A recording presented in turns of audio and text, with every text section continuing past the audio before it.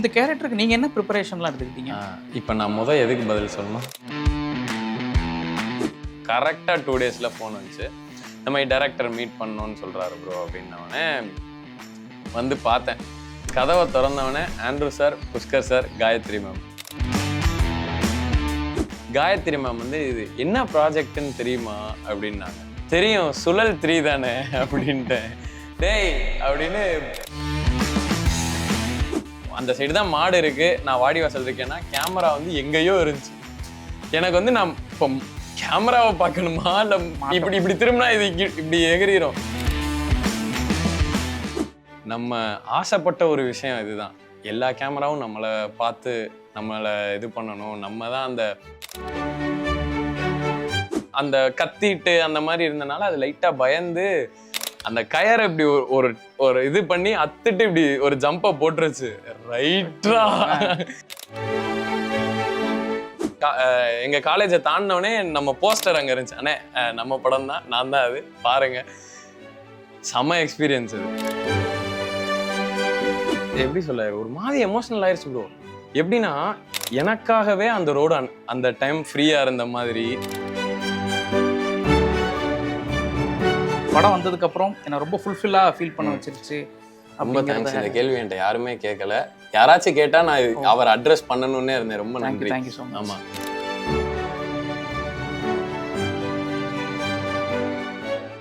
தினமணி நேயர்களுக்கு வணக்கம். பிரைம் ஓடிடியில் வதந்தி 2 அப்படிங்கிற ஒரு வெப்சீரிஸ் ஒன்று வெளியாகி பெரிய வரவேற்பு பெற்றுக்கிட்டு இருக்கு. இந்த வெப்சீரிஸில் நடித்த ஒரு முக்கியமான கதாபாத்திரம், முக்கியமான நபர் நம்மோடு இருக்கிறார். யஷ்வந்த், வணக்கம் ப்ரோ. வணக்கம். எப்படி இருக்கீங்க? சூப்பராக இருக்கேன். நீங்கள் எப்படி இருக்கீங்க? சூப்பராக இருக்கேன். இன்டர்வியூவில் போகிறதுக்கு முன்னாடி ரொம்ப சூப்பராக பண்ணியிருந்தீங்க. அதுக்கு முதல்ல வாழ்த்துக்கள். நன்றி நன்றி. சொல்லுங்கள், எப்படி இந்த ப்ராஜெக்ட்குள்ளே வந்தீங்க? ஆடிஷன் பண்ணி தான் வந்தேன். என் ஃப்ரெண்டு தான் ஃபஸ்ட்டு ஆடிஷன் வந்தான். அவன் வந்ததுக்கப்புறம் மச்சான் அந்த மாதிரி மதுரை பேஸ்டாக ஒரு பையன் ட்ரை பண்ணுறாங்க, நீ ட்ரை பண்ணி பாரு அப்படின்னா, நானும் அவர் ஏடி நம்பர் வாங்கி மெசேஜ் பண்ணி அன்னைக்கே கூப்பிட்டாங்க. ஸோ போய் ட்ரை பண்ணி நான் வந்து மணி கேரக்டருக்கு ஃபஸ்ட்டு இது பண்ணல, பிரபான்ற கேரக்டருக்கு தான் ஆடிஷன் பண்ணேன். அந்த ஃப்ரெண்டு கேரக்டர் அது வாங்கின அந்த பேப்பர் ஸ்கிரிப்ட் கொடுத்ததுக்கப்புறம் ரொம்ப ஹாப்பி ஆயிடுச்சு. 4 பேஜ் கொடுத்தாங்க. நம்ம தான் அப்படின்னு அது சொல்லிட்டு, ப்ரோ இந்த மாதிரி மதுரை ஸ்லாங்கில் இருக்கு, கொஞ்சம் வந்தால் பண்ணுங்க, இல்லைனாலும் ப்ராப்ளம் இல்லை அப்படின்னாங்க. நான் வந்து ப்ரோ கொஞ்சம் நம்ம இன்புட்ஸ் கொடுத்துக்கலாமா அப்படின்னு எனக்கு அந்த ஸ்பேஸ் கொடுத்தாங்க. அது பண்ணிக்கோங்க அப்படின்னோடனே நாளை வந்து நம்ம 8 பேஜாக கொடுத்தாச்சு. அவங்க இம்ப்ரெஸ் ஆகி வெயிட் பண்ணுங்க, இன்னொரு கேரக்டர் இருக்கு பண்ணுங்க அப்படின்னாங்க. நான் வெயிட் பண்ணிட்டு அப்போ தான் மணி கேரக்டர் எடுத்துகிட்டு வந்தாங்க. அது வந்து ஒரு பேஜில் பாதி பேரா தான் இருந்துச்சு. யஷ்வந்த் பிரபா விட்டுறாத, இதை கரெக்டாக பண்ணக்கூடாது, பிரபாவை விட்டுறக்கூடாதுன்றனால வேணும்னே அதை கொஞ்சம் ஆஃபாக பண்ணேன்.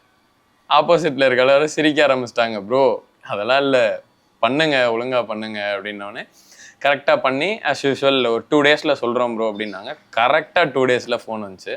இந்த மாதிரி டைரக்டர் மீட் பண்ணணும்னு சொல்கிறாரு ப்ரோ அப்படின்னோடனே வந்து பார்த்தேன்.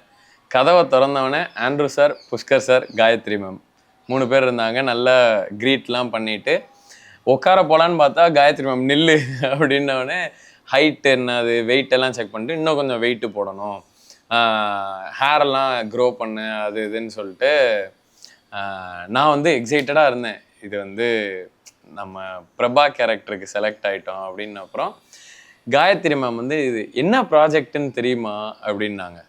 தெரியும், சுழல் 3 தானே அப்படின்ட்டேன். டேய் அப்படின்னு புஷ்கர் சாரும் காயத்ரி மேமும் ஆண்ட்ரூ சாரை பார்க்குறாங்க. ஆண்ட்ரூ சார் என்னைய பார்க்குறாரு. நான் அப்படியே முழிக்கிறேன். ஆண்ட்ரூ சார் வந்து வதந்தி பார்த்துருக்கியாப்பா அப்படின்னாரு. சார் இல்லை பார்த்ததில்லை, சுழலுக்கு தானே வந்திருக்கோம், வதந்தி பார்த்ததில்லை சார் அப்படின்னோடனே சரி நீ கிளம்பு அப்படின்ட்டாரு. ஐயோ அப்படின்ட்டு ஏடிட்ட வந்து சொன்னோடனே ப்ரோ பார்த்துட்டு சொல்லுங்க ப்ரோ அப்படின்னோடனே அன்னைக்கு நைட்டே பார்த்துட்டு அடுத்த நாள் மெசேஜ் பண்ணேன். அதுக்கப்புறம் கூப்பிட்டாங்க. ஆண்ட்ரூ சார் வந்து இன்டர்வியூ வச்சார். உண்மையிலேயே இவன் பார்த்தானா பார்க்கலையா அப்படின்ட்டு. சார் உண்மையிலே பார்த்துட்டேன் சார், நம்புங்க அப்படின்னானா.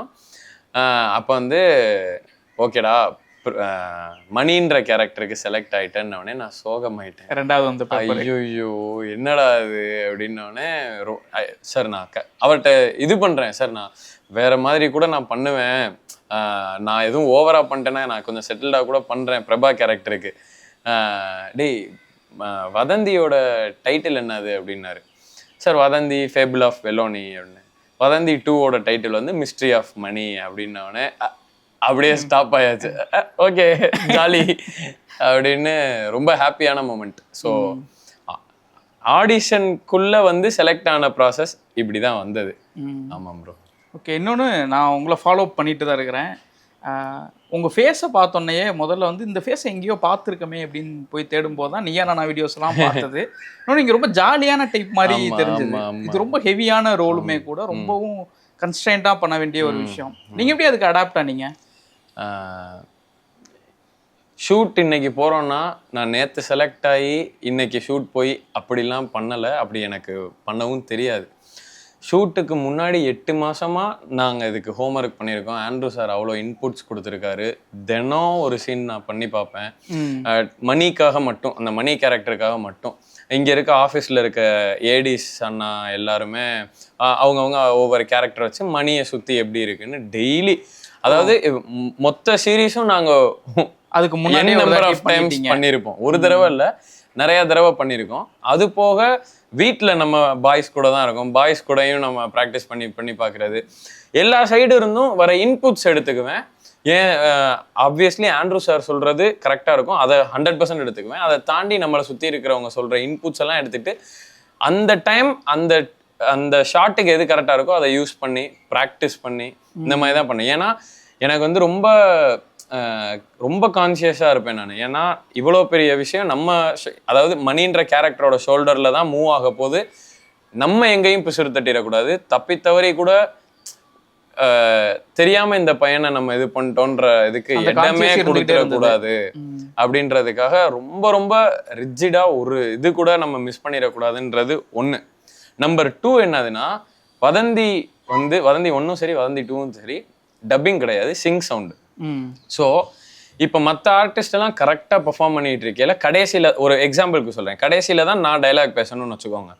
அவங்க எல்லாம் பெர்ஃபார்ம் பண்ணி முடிச்சுட்டு நான் பேசுகிறப்ப ஏதாச்சும் மிஸ்டேக் பண்ணிட்டேன்னா என்னால் அவங்க எல்லாருமே மறுபடியும் பண்ணணும். ஸோ சிங் சவுண்டில் எங்கேயுமே மிஸ் ஆகிடக்கூடாது. அஸ் ஆர்டிஸ்டாக நம்ம இது வந்து சிங் சவுண்டுன்றனால சொல்லலை, அஸ் ஆர்டிஸ்டாக நம்மளோட ஒர்க்கே அதுதான். கொடுத்த ஒர்க்கை கரெக்டாக பண்ணணும். நம்மளை ஏண்டா இந்த ஒர்க்குக்கு அவங்க சூஸ் பண்ணாங்கன்னு யோசிக்க வச்சிடக்கூடாது. அண்ட் எனக்கு இது வந்து ஒரு மிகப்பெரிய வாய்ப்பு. அதனால இதை எங்கேயுமே கை விட்டுறக்கூடாது அப்படின்ட்டு ஒன்று பண்ணியிருக்கேன். நல்லா வந்திருக்குன்னு, சூப்பராகவே வந்திருக்குது. இல்லை, மாடுபிடி வீரரான ஒரு கேரக்டரு, அதை கேட்டோன்னு முதல்ல ஷாக் ஆகலையா ஆக்சுவலா? இல்லை இன்னொன்று, இந்த கேரக்டருக்கு நீங்கள் என்ன ப்ரிப்பரேஷன்லாம் எடுத்துக்கிட்டீங்க? இப்போ நான் எதுக்கு பதில் சொல்லணும்? ரெண்டுமே சேர்த்து எது கம்ஃபர்டபுளோ. ஃபர்ஸ்ட்டு வந்து இந்த மாடுபிடி வீரர், அதுக்கு வந்து நான் ஃபர்ஸ்ட் பதில் சொல்லிடுறேன். எனக்கு என்னென்னா, நான் சின்ன வயசுலேருந்தே மாடு வீட்டிலலாம் இருக்கும். ஸோ மாடு கூட தான் நம்ம லைட்டாக வளர்ந்துருக்கோம். ஸோ அது பிரச்சனையாக தெரியல. இன்ஃபேக்ட் நம்ம மாடு கூட உள்ளே கூட்டிகிட்டு வந்திருக்கோம். ஆமாம், கேமியோ. ஓகே. ஸோ அது ப்ராப்ளமாக இல்லை. சார் என்கிட்ட நான் செலக்ட் ஆனவொடனே அஃபிஷியலாக செலக்ட் ஆனதுக்கப்புறம் இந்த மாதிரி மாடெல்லாம் எப்பட்றா கரெக்டாக பண்ணிடுவியான்றப்ப தான் சார் அதெல்லாம் பண்ணிடலான்னு நான் வீடியோஸ் இன்ஸ்டாலேயே போட்டிருப்பேன். அதெல்லாம் காமிச்சேன், சூப்பர்ரா அப்படின்ட்டு. ஸோ அதுவும் ஒரு பெரிய ப்ளஸ் எனக்கு இருந்துச்சு. ஓகே அப்படின்ட்டு. மாடு கூட ப்ராப்ளமே இல்லை நமக்கு. மாடு கூட எங்கே ப்ராப்ளம்னா, சிங் சவுண்டுன்னு சொன்னேன்ல, சசி சாரோட போர்ஷன்ஸ்லாம் போலீஸ் ஸ்டேஷன் கமிஷனர் ஆஃபீஸில் இருக்கும். மணியை சுற்றி இருக்கிற இடத்துல தான் மணி மட்டும் இருக்க மாட்டான், மாடு ஆடு கோழி எல்லாமே இருக்கும். ஆக்ஷன்னு சொன்னதுக்கப்புறம் தான் எல்லா பேரும் கத்துவாங்க. ஸோ அவங்கள உண்மையிலே மேய்க்கிறது தான் கஷ்டமா இருந்துச்சு.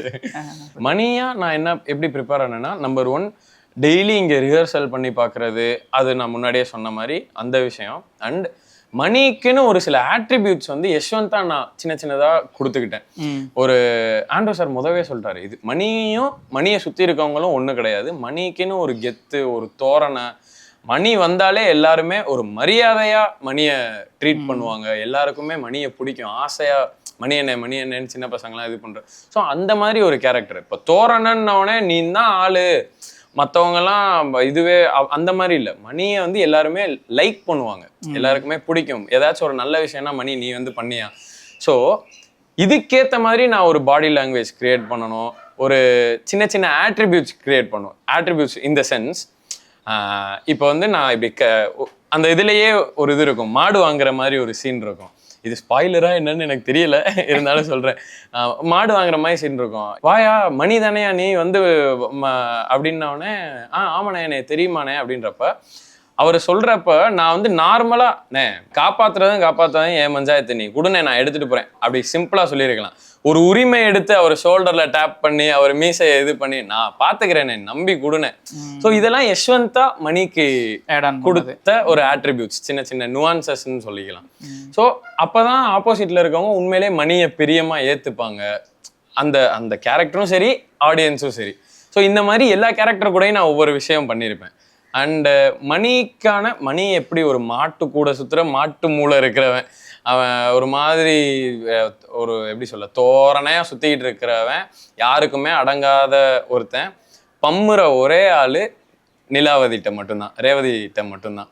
ஸோ அந்த ஒரு வேரியேஷனும் நம்ம காமிக்கணும். விச் இஸ் மற்றவங்ககிட்டலாம் நல்லா அப்படியே ஏறி பேசுறப்ப இவட்ட மட்டும் என்ன பேசிக்கலாம். ஸோ அந்த மாதிரி ஒரு விஷயம். அதுக்கப்புறம் இந்த போர்ஷன்லாம் கூட ப்ரோ நான் சம்வாட் நம்ம மதுரைன்றனால பண்ணிட்டோம் அப்படின்னு எல்லாரும் சொல்லுவாங்க. ஆனால் அந்த ஜெயில் போர்ஷன் தான் ரொம்ப கஷ்டப்பட்டு பண்ணியிருக்கீங்க எல்லாரும் அப்படி சொல்கிறாங்க. ஆனால் எனக்கு கொஞ்சம் டிஃபிகல்ட்டாக நான் ஃபீல் பண்ணது வந்து இந்த சைடு தான். ஏன்னா நான் யூஸ்வலாக மதுரை ஸ்லாங் வந்து அப்படி பேச மாட்டாங்க, அதான் உண்மை. ரொம்ப இழுத்து கொஞ்சம் அப்படிலாம் பேச மாட்டாங்க. இப்போ இந்த ரீல்ஸ் மோகத்தினால நான் பாவா அந்த ஜோனில் பேசுவாங்க. ஆனால் யூஸ்வலாக கொஞ்சம் செட்டில்டாக தான் இருக்கும். இழுவை இருக்குமே தவிர வார்த்தைகள் அதெல்லாம் டக்கு டக்குன்னு செட்டில்டாக நார்மலாக இருக்கும். நான் வந்து நார்மலாக பேசியிருந்தேன் அப்படின்னா இந்த ஜெயில் போர்ஷன்லையும் அது செட்டில்டாக இருந்திருக்கும். அந்த கான்ட்ராஸ்ட் காமிக்க முடியாது. ஸோ டைலாக் வேரியேஷன்றதை தாண்டி இப்படி ஒருத்தன் இருந்தான் அவன் இப்படி ஆயிட்டான். ஸோ அந்த ஒரு டிஃபரன்ஷியேட் நம்ம பண்ணி காமிக்கணும்னா நான் அந்த செட்டில்டுக்கு ஒரு படி மேலே நான் கொடுத்தாதான். இப்போ என்ன அவனே சொல்ற அதுக்கும் என்ன அவனே சொல்ற அதுக்கும் வித்தியாசம் இருக்குல்ல. ஸோ அந்த கொஞ்சம் ஒரு படி மேலே தான், ஒரு சினிமேட்டிக் லிபர்ட்டி எடுத்து ஒரு படி மேலே தான் பண்ணியிருப்பேன். அப்போதான் கட் பண்ணா இங்கிட்டு நம்ம அந்த வேரியேஷன் காமிக்க முடியும் ஜெயில் சைடு. ஆமாம். ஸோ இங்கிட்டு வந்து அப்படியே கூனி குறுகி அப்படிதான் இருப்பேனே. ஏன்னா என்னை சுற்றி இருக்க எல்லாமே இதுவாயிருச்சு. இனிமேல் இவன் இருந்தா என்ன செத்தா என்ன, அவ்வளோ. அதுதான் மணி இன் ஜெயில். அதான் நான் பிஃபோர் த இன்டர்வியூட சொல்லிட்டு இருந்தேன். ஆக்சுவலாக என்னன்னா ஒரு நடிகருக்கு உள்ளுக்குள்ளே வந்தோடனே அவர்கிட்ட அந்த நவரசங்களையும் காட்டுறத உங்களை வச்சு டெஸ்ட் பண்ணிட்டாங்க உங்களையவே அப்படின்னு சொன்னேன். நிறைய வேரியேஷன்ஸ் இருந்துச்சு. இன்னொன்று நீங்கள் இப்போது என்னதான் நம்ம ப்ரிப்பேர் ஆகிருந்தோம், ஒரு 8 மாதம் இதுக்காகவே ஒர்க் பண்ணியிருக்கோம் அப்படின்னாலும் அந்த கேமரா முன்னாடி போய் நிற்கிறோம் அப்படிங்கும்போது அந்த ஃபர்ஸ்ட் எக்ஸ்பீரியன்ஸ் ஒன்று இருக்குல்ல, அது வந்து உங்களுக்கு எப்படி இருந்தது? அது இதுக்கு முன்னாடி நான் சின்ன சின்ன படங்கள் பண்ணியிருக்கேன். அதுலலாம் எப்படின்னா குட்டி கேரக்டர், கம்மி டியூரேஷன், அந்த கேமராஸ் வந்து டக்கு டக்குன்னு வச்சு இந்த ஓவர் த ஷோல்டர் அது இதுன்னு 2 ஷாட் டக்குன்னு அனுப்பிச்சிருவாங்க. இதில் வந்து சுற்றி எல்லா கேமராஸும் நம்மளை ஃபோக்கஸ் பண்ணி தான் இருக்குன்றது ஒரு ஒரு ரொம்ப ஹாப்பியான விஷயம். அண்ட் இன்னொன்று அதுக்கு நம்ம ஒரு ரெஸ்பான்சிபிளான விஷயம். எனக்கு முதல் நாளே ஜல்லிக்கட்டு சீன் தான் வச்சாங்க. வாடிவாசல் இப்படி இப்போ நீங்கள் அந்த சைடு தான் மாடு இருக்குது, நான் வாடிவாசல் இருக்கேன்னா கேமரா வந்து எங்கேயோ இருந்துச்சு. எனக்கு வந்து நான் இப்போ கேமராவை பார்க்கணுமா இல்லை இப்படி திரும்பினா இது இப்படி எகிரிடும். ஸோ இந்த மாதிரி நிறைய கன்ஃபியூஷன்ஸ் இருந்துச்சு. இது இருந்தாலும் அந்த ஷார்ட்ல ஆண்ட்ரூ சார் சொல்லி கொடுத்து ஒரு சில விஷயம் பண்ணதுக்கப்புறம் அன்னைக்கு ஈவினிங் சார் கூப்பிட்டு ஒரு 1 hour ஒரு செமினார் எடுத்தார் எனக்கு. இது இப்படி இது இந்த மாதிரி பண்ணணும், இப்படி பண்ணணும். ஸோ அந்த கேமரா ஃபேவரிங் இந்த மாதிரிலாம் நான் எடுத்தோடனே நான் கரெக்டாக பண்ணிட்டேன் அப்படிலாம் கிடையவே கிடையாது. எனக்கு சொல்லி கொடுத்தாங்க, நான் கற்றுக்கிட்டேன், நான் பண்ணேன். அந்த ஒரு நாள் மிஸ்டேக்ஸ்லாம் இருந்துச்சு. அதுக்கு அடுத்து அந்த மிஸ்டேக்ஸ் நான் பண்ணலை. அன்னைக்கு சொல்லி கொடுத்தாங்க, அதை எடுத்துக்கிட்டு நான் கரெக்டாக பண்ணிட்டேன். ஆமாம். ஆனால் கேமரா முன்னாடி வந்து நின்ட்டோமே அந்த பதட்டம், அந்த பயம் அதெல்லாம் கிடையவே கிடையாது. ஏன்னா நம்ம ஆசைப்பட்ட ஒரு விஷயம் இதுதான். எல்லா கேமராவும் நம்மளை பார்த்து நம்மளை இது பண்ணணும், நம்ம தான் அந்த மெயின் கேரக்டர் எனர்ஜி, அது நம்ம அந்த இடத்துல நம்ம இருக்கோன்றப்போ ஒவ்வொரு செகண்டும் அனுபவிச்சுக்கடா யஷ்வந்த். ஆமா. ஸோ அதை மிஸ்ஸே பண்ணிடக்கூடாது. இதுக்கப்புறம் கண்டிப்பா நிறைய வரும். இருந்தாலும் இதுதான் உன்னோட ஃபர்ஸ்ட் பிக்கெஸ்ட் திங்குன்றனால ஒவ்வொரு செகண்டும் எனக்கு ஞாபகம் இருக்கு. ஃபுல்லா நான் கன்சியூம் பண்ணி உள்ள வச்சுக்கிட்டேன். ஆமா. இன்னொன்று சசிகுமார் சாரோட நடிக்கிறதுங்கிறது நிறைய பேர் ரொம்ப விரும்பி பண்ற ஒரு விஷயம். அவரோட நடிச்சது உங்களுக்கு எப்படி இருந்தது? அவர் என்ன இன்புட்ஸ்லாம் உங்களுக்கு கொடுத்தாரு? ஓகே, அவர்கிட்ட இருந்து நிறைய நான் அப்சர்வ் பண்ணி நான் கற்றுக்கிட்டு நமக்குன்னு ஒரு பேங்க் இருக்கும்ல, அதுக்குள்ளே நான் நிறையா போட்டு வச்சுக்கிட்டேன் ப்ரோ. ஏன்னா அவர் ஆக்டர் மட்டும் இல்லை, அவருக்குள்ள ஒரு டைரக்டரும் இருப்பார். ஸோ சின்ன சின்ன விஷயம் நுவான்சஸ்ன்னு இருக்கும்ல. ஒரு ஆக்டர் வந்து இப்போ ஒரு டயலாக் வந்து சசி சாரோட கேரக்டர் வந்து செட்டில்டாக தான் இருக்கும் படம் ஃபுல்லாக. அந்த மாதிரி தான் ஆண்ட்ரூ சார் கேட்டிருப்பார். ஸோ இந்த இடத்துல அது கோவமாக பேசுகிற அது டைலாக் வாசிச்சோன்னா அது கோவ டைலாக் மாதிரி இருக்கும். ஆனால் அதை எப்படி செட்டில்டாக இப்படியும் கன்வே பண்ணலாம் அப்படின்றத நான் அவர்கிட்ட இருந்து கற்றுக்கிட்டேன். சுற்றி இப்போ சசி சார் வந்தாருனாரே அப்படியே செட்டில் எல்லாருமே ஹாப்பி ஆயிடுவாங்க. ஸோ இது வந்து இப்படி சொல்லாமான்னு தெரியல. ஸோ நம்ம வந்தாலும் அந்த மாதிரி எல்லாரையுமே நம்ம அப்படி பார்த்து வச்சுக்கணும், எல்லாரும் ஹாப்பியாக இருக்கணும்.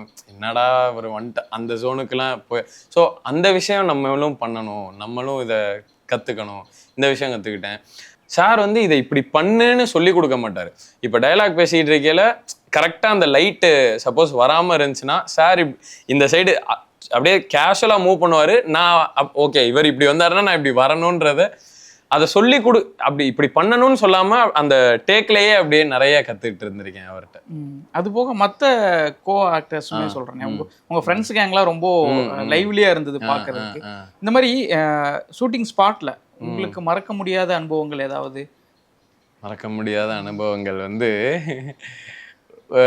இந்த சசி சார் படத்தில் தான் ஒரு சாவு பயத்தை காமிச்சிட்டாங்க. அப்புறமா ஜல்லிக்கட்டில் தான் என்ன ஆச்சுன்னா மாடை கொண்டு வந்துட்டாங்க. ஏன்னா அந்த கிரேன் வச்சு தான் ஷூட் பண்ணியிருப்பாங்க. அது அந்த மாடு என்ன நினச்சிருச்சு, ஆப்போசிட்டில் நம்மளை மாதிரி ஒரு மாடு தான் நிற்கிது அப்படின்னு நினச்சிருச்சு. இன்னொன்று அந்த சீனுக்காக எல்லாரும் அந்த கத்திட்டு அந்த மாதிரி இருந்தனால அது லைட்டாக பயந்து அந்த கயரை இப்படி ஒரு ஒரு இது பண்ணி அத்துட்டு இப்படி ஒரு ஜம்பை போட்டுருச்சு. ரைட்டா இப்படி சுற்றி இப்படி வந்து அப்படியே நேராக போயினா பரவாயில்ல, ஒரு செகண்ட் இப்படி நேராக போகுதுன்னு நினைக்கல இப்படி ஒரு டேர்ன் பண்ணி இப்படி நின்றுச்சு எங்களுக்கு நேராக, பாய்ஸுக்கு நேராக. அப்படியே ஒரு செகண்ட் ஜெர்க் ஆயிடுச்சு. ஒரு எப்படி சொல்ல, ஒரு 10 செகண்ட்ஸில் பிடிச்சிட்டாங்க மாடை. அதனால உண்மையிலே சாவு பயத்தை கட்டி. ஆமாம் ஆமாம் ஆமாம், பயங்கரமான அது பயம் அன்னைக்கு நடந்தது. இந்த நிறைய நல்ல ரிவ்யூஸ் வந்துகிட்டு இருக்கு, நானும் பார்த்துக்கிட்டே இருக்கேன். நீங்கள் இது வரைக்கும் வாங்கின ஒரு நல்ல அப்ரிஷியேஷன் இல்லை இந்த படம் வந்ததுக்கப்புறம் என்னை ரொம்ப ஃபுல்ஃபில்லாக ஃபீல் பண்ண வச்சிருச்சு? ரொம்ப தேங்க்ஸ். இந்த கேள்வி என்கிட்ட யாருமே கேட்கல. யாராச்சும் கேட்டால் நான் அவர் அட்ரஸ் பண்ணணுன்னே இருந்தேன். ரொம்ப நன்றி. Thank you so much. ஆமாம், நான் வந்து ரிலீஸ் ஆகி அடுத்த நாள் இன்னைக்கு நைட் ரிலீஸ் ஆகுது அப்படின்னா அன்னைக்கு மத்தியானம், ஐ மீன் நெக்ஸ்ட் டே மத்தியானம் வந்து ஆட்டோவில் ஒரு இடத்துக்கு போயிட்டு இருந்தேன். சைடில் ஸ்கூட்டியில் ஒருத்தவர் வந்துகிட்டு இருந்தார். ஆட்டோவில் கூட இல்லை அவர். நான் யதார்த்தமாக ஆட்டோவில் உட்காந்துருக்கையில அவர் ப்ரோ பெர்ஃபார்மன்ஸ் பிரிச்சுட்டீங்க, சூப்பர், வாழ்த்துக்கள்னு வண்டி ஓட்டிகிட்டே இப்படி கை தராரு. தலைவா தலைவா நன்றி தலைவா அப்படின்னு. மறக்க முடியாத எக்ஸ்பீரியன்ஸ் ப்ரோ. அது வந்து என்னன்னா, நான் ஆட்டோவில் உட்காந்துருந்தா கூட, அவரும் ஆட்டோவில் வந்தால் கூட ப்ரோ, சைடில் ஒருத்தர் வந்து இப்படி சொல்லிட்டு போனார். இன்னொன்று என்னாச்சுன்னா, அந்த ஆட்டோக்காரனும் தம்பி யாரையா நீ, என்னையா என்னென்னமோ சொல்கிறேன். இருங்கண்ணே சொல்கிறேன், லைட்டாக கொஞ்சம் முன்னாடி போங்க அப்படின்னோடனே. ஏன்னா அது நுங்கம்பாக்கம்ல தான் நடந்துச்சு. கரெக்டாக அந்த லயலா காலேஜுக்கு முன்னாடி நடந்துச்சு. அந்த எங்கள் காலேஜை தாண்டினோடனே நம்ம போஸ்டர் அங்கே இருந்துச்சு. அண்ணே நம்ம படம் தான், நான் தான் அது, பாருங்க. செம எக்ஸ்பீரியன்ஸ் அது. ஆமாம், அவர் என்ன ரிலீஸ் ஆகி இன்னைக்கு வர நிறைய பேர் காம்ப்ளிமெண்ட் பண்ணாங்க. பட் இது என்ன ஒரு மாதிரி சர்ரியலாக இருந்துச்சு.